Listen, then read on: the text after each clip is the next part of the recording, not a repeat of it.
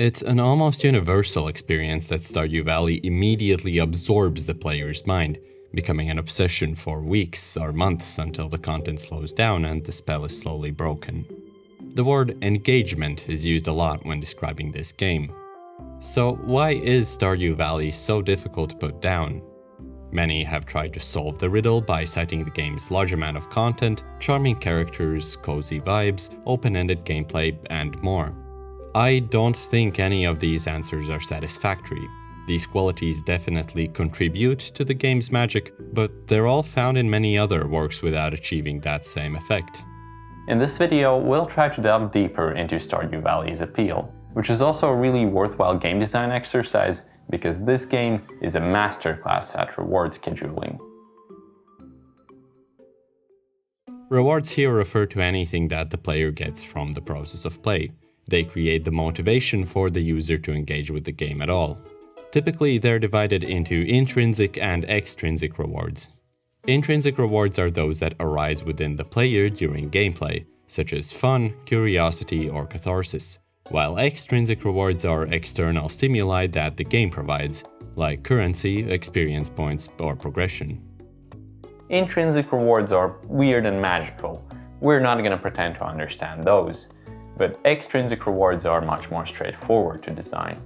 When it comes to extrinsic rewards, simple point systems and gold medals aren't enough to capture the attention of the modern game aficionado.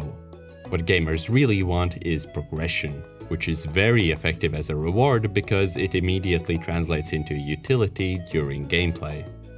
If you want to design a system of extrinsic rewards, especially any form of progression, you have to answer a whole heap of important questions. Which mechanics will advance in the process of progression and how much? Through what actions will the player progress, and is this process intrinsically rewarding? Which options for progression will be available to the player during different parts of the game? One important question you might stumble into: how frequently should the player be rewarded? And here we begin to touch on the idea of reward schedules. It's the idea of giving the player a certain reward repeatedly with some schedule. Like how in Stardew Valley you find treasure once every 10 floors in the mines. Reward schedules come in multiple flavors. Distinctions are often made between interval schedules based on some amount of time, such as daily rewards, or ratio schedules based on player actions, like the aforementioned treasure every 10 floors.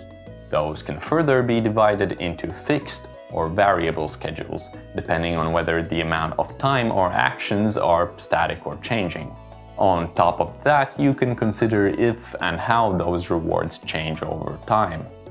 Discussion of reward schedules often stops at 1. Pointing out that there are such different types of rewards to consider when making games, and 2. Pointing out that variable ratio rewards are the most pleasurable, especially when the reward itself is randomized. The erratic nature of treasure chests and fishing makes them inherently more engaging than chopping trees. Oops, we've discovered Skinner boxes.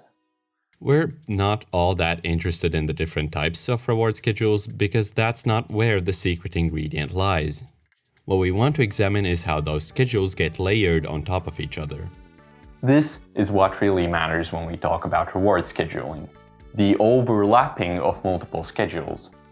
Stardew Valley's addictive nature comes from the sheer amount of rewards and goals being scheduled, as well as the various little surprises and micro-schedules the game sprinkles in to keep the pace fresh.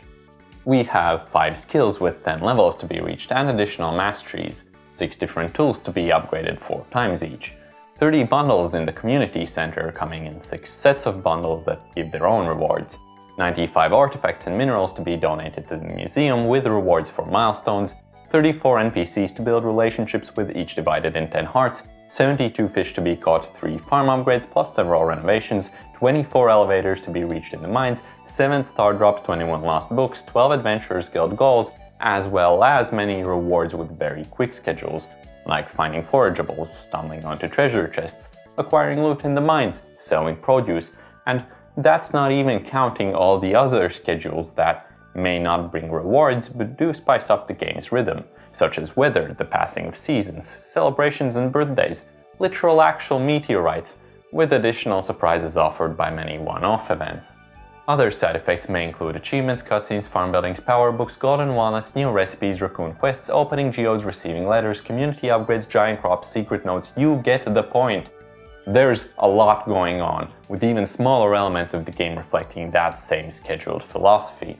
Think about how late-game save files go through the same daily motions of harvesting and watering crops, checking on animals, and receiving scheduled rewards from fruit trees, wild trees, beehives, kegs, casks, and more. Every element of this game adds a layer of rhythm that serves the overall pace, and every minuscule action contributes to these rhythms. So what's special about this reward scheduling? Why can't we achieve the same results with simply having a lot of content, or having these rhythms be separated and not overlapping? Layered reward scheduling gives extrinsic rewards three important qualities. 1. Rhythm, by necessity, creates anticipation.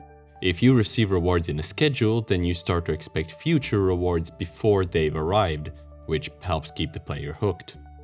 2. The variety created by the overlapping reward schedules keeps them interesting. The player isn't simply locked into one facet of the game. There's always a lot going on that keeps the game interesting, even when it gets a bit repetitive. 3. And this one's my favorite. The presence of many reward schedules means the player can be rewarded very frequently while keeping several reward types relatively scarce. This is such an important part of why Stardew Valley is so hard to put down. There's always something huge around the corner. Rewards that you've been building up for weeks are always 1 or 2 days away from completion. Now there's a tool upgrade available. Now you're gonna complete that one bundle. Now you can get a farm building. Now there's something cute going on in relationship. It's endlessly gratifying. Reward scheduling is an extremely potent method for holding a player's attention, and in fact it often plays a central role in keeping players engaged through very lengthy games. There are other ways to do this, like through the inexhaustible content creation afforded by randomization or social play. But you'll find that a majority of single-player experiences that have this long-term engaging quality, like Factorio, Hollow Knight, or Terraria, do rely heavily on reward scheduling. Of course, many shorter games also use this to keep the game fresh. It's just a very reliable method of designing extrinsic rewards. One last thought. I do wish to point out that none of my favorite games use reward scheduling, or for that matter, all that many extrinsic rewards. Games like Hyper Light Drifter, Outer Wilds, Undertale, or Deadbolt place a lot more importance on intrinsic rewards. In a way, this is more artistically pure. Intrinsic rewards engage with values that we associate with higher art, while extrinsic rewards are essentially dopamine rushes for the monkey brain. Do not, however, underestimate the importance of well-designed extrinsic rewards. Some games may need them to hold the player's attention before the game can become truly intrinsically interesting. Sometimes they allow longer games to avoid becoming stale, and, there's nothing wrong with occasionally just looking for something simple and cozy.